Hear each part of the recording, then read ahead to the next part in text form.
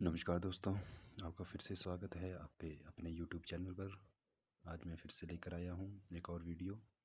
Previous year के questions GK portion मैंने लिया है। आई होप आपको ये काफ़ी हेल्पफुल होगा। तो चलिए शुरू करते हैं।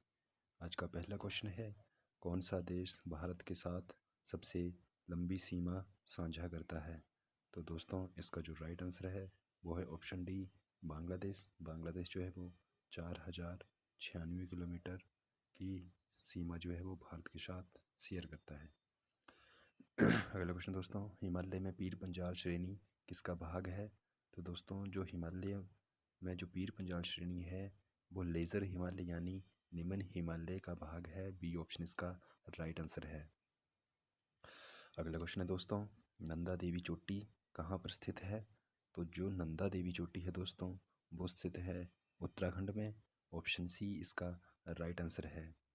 अगला क्वेश्चन है दोस्तों, गांधी सागर जलाशय किस नदी पर है? तो जो गांधी सागर रिजर्वर है वो है चंबल नदी पर। दोस्तों ये है मध्य प्रदेश में। अगला क्वेश्चन है दोस्तों, निम्नलिखित में से कौन सा एक जैव मंडल रिजर्व नहीं है? तो इसका जो राइट आंसर है दोस्तों वो है ऑप्शन बी, नल्लामलाई जो है वो एक जैव मंडल रिजर्व नहीं है। अगला क्वेश्चन है दोस्तों, 2011 जनगणना के अनुसार भारत के किस राज्य की सर्वाधिक शहरी जनसंख्या है? तो दोस्तों इसका जो राइट आंसर होगा वो आप मेरे को कमेंट बॉक्स में ज़रूर बताएं। मैं आपको नहीं बताऊंगा, आप मुझे बताएंगे। इसका जो राइट आंसर है वो मेरे को कमेंट बॉक्स में करें। अगला क्वेश्चन है दोस्तों, निम्नलिखित में से किसी नीलट की श्रेणी में रखेंगे? तो जो नीलट की श्रेणी में रखेंगे वो उसका सी ऑप्शन राइट आंसर है। सोरगम को इसको हम श्री श्रेणी में, नीलट श्रेणी में रखेंगे। अगला क्वेश्चन है, कौन सा राष्ट्रीय राजमार्ग दिल्ली और मुंबई को जोड़ता है? तो इसका जो बी ऑप्शन है ये राइट आंसर है। NH8 जो है वो दिल्ली और मुंबई को जोड़ता है। अगला क्वेश्चन देखते हैं दोस्तों, झावर खदानें किसके लिए महत्वपूर्ण हैं?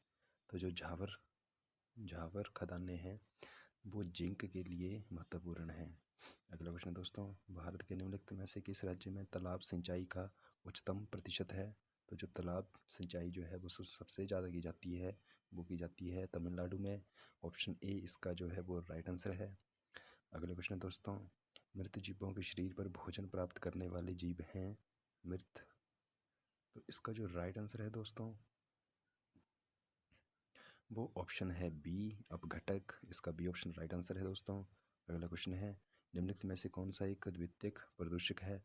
दोस्तों इसका भी आंसर आप मेरे को कमेंट बॉक्स में ज़रूर बताएं। अगला क्वेश्चन दोस्तों, भारत में मीठे पानी की सबसे बड़ी झील। तो दोस्तों जो मीठे पानी की सबसे बड़ी झील है दोस्तों वो है बुल्लर झील। और बुल्लर झील सभी को पता है कहाँ पर है, जम्मू और कश्मीर में है। अगला क्वेश्चन दोस्तों, भारत के लिए कैबिनेट मिशन प्लान किस पर विचार किया? तो दोस्तों कैबिनेट मिशन ने जो प्लान किया था वो किया था यूनियन ऑफ स्टेट्स, राज्यों का संघ। अगला क्वेश्चन दोस्तों, भारत के संविधान में धर्मनिरपेक्ष शब्द निम्न में से किस संशोधन में जोड़ा गया? दोस्तों जो धर्मनिरपेक्ष शब्द था वो जोड़ा गया था 42nd अमेंडमेंट में, और ये हुआ था 1976 में। और जो 44th अमेंडमेंट हुआ था ये हुआ था 1978 में।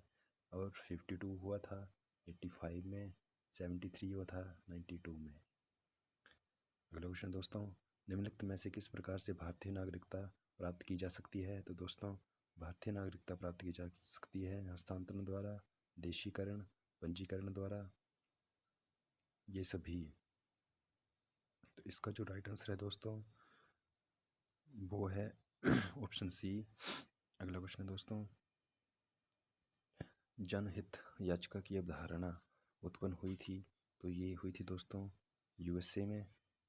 बी इसका राइट आंसर होगा। अगला क्वेश्चन है दोस्तों, वर्ष 1975 में आपातकाल की घोषणा के समय भारत का राष्ट्रपति कौन था? तो दोस्तों उस समय भारत के राष्ट्रपति थे फखरुद्दीन अली अहमद।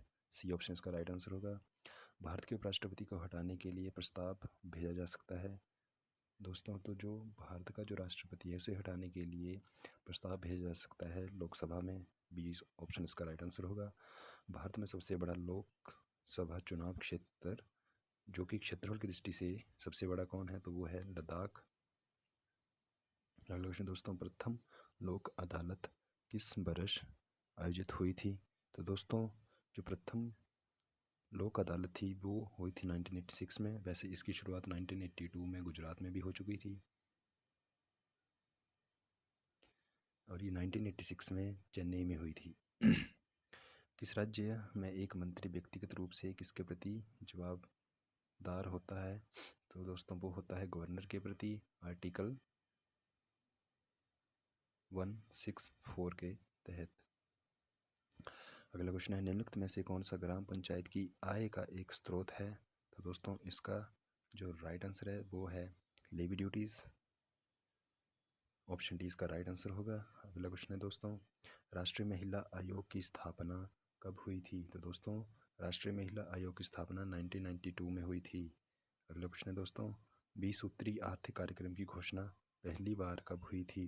तो दोस्तों ये हुई थी 1975 में। ये ऑप्शन इसका राइट आंसर होगा। अगला क्वेश्चन है दोस्तों, राष्ट्रीय ग्रामीण आजीविका मिशन की शुरुआत किस शहर से हुई थी? तो ये हुई थी दोस्तों बांसवाड़ा से। अगला क्वेश्चन है दोस्तों, आर्थिक वृद्धि सामान्यता जुड़ी रहती है, तो जो इकोनॉमिक ग्रोथ है वो जुड़ी रहती है इन्फ्लेशन में, मुद्रास्फीति में। अगला क्वेश्चन है दोस्तों, निम्नलिखित में से कौन सी दर आरबीआई द्वारा निर्धारित नहीं की जाती है? तो वो है पीएलआर। ऑप्शन सी इसका राइट आंसर होगा। दोस्तों अगला क्वेश्चन है, आईआरडीए संबंधित है, तो आईआरडीए संबंधित है बीमा क्षेत्र से। ऑप्शन बी इसका राइट आंसर होगा। अगला क्वेश्चन है, प्रत्यक्ष करों का न्यूनतम प्रभाव है। ऑप्शन डी आयकर, इनकम टैक्स, इसका राइट आंसर होगा। अगला क्वेश्चन है दोस्तों, निम्नलिखित में से कौन सा क्षेत्र तृतीयक क्षेत्र के अंतर्गत नहीं आता है? तो वो इसका जो राइट आंसर है दोस्तों वो है ऑप्शन डी इलेक्ट्रिसिटी। अगला क्वेश्चन दोस्तों, भारत में किस योजना के दौरान हरित क्रांति प्रारंभ हुई थी? तो दोस्तों ये हुई थी जो हमारा जो थर्ड प्लान था, और जो थर्ड प्लान लगा था 1961 से 66, इसी बीच में जो हरित क्रांति का प्रारंभ हुआ था। और इस क्वेश्चन का जो राइट आंसर है वो है ऑप्शन डी, इनमें से कोई नहीं। आई होप दोस्तों आपको ये वीडियो पसंद आई होगी। आप मेरे चैनल को सब्सक्राइब करें, लाइक करें, शेयर करें और कमेंट ज़रूर करें। Thank you.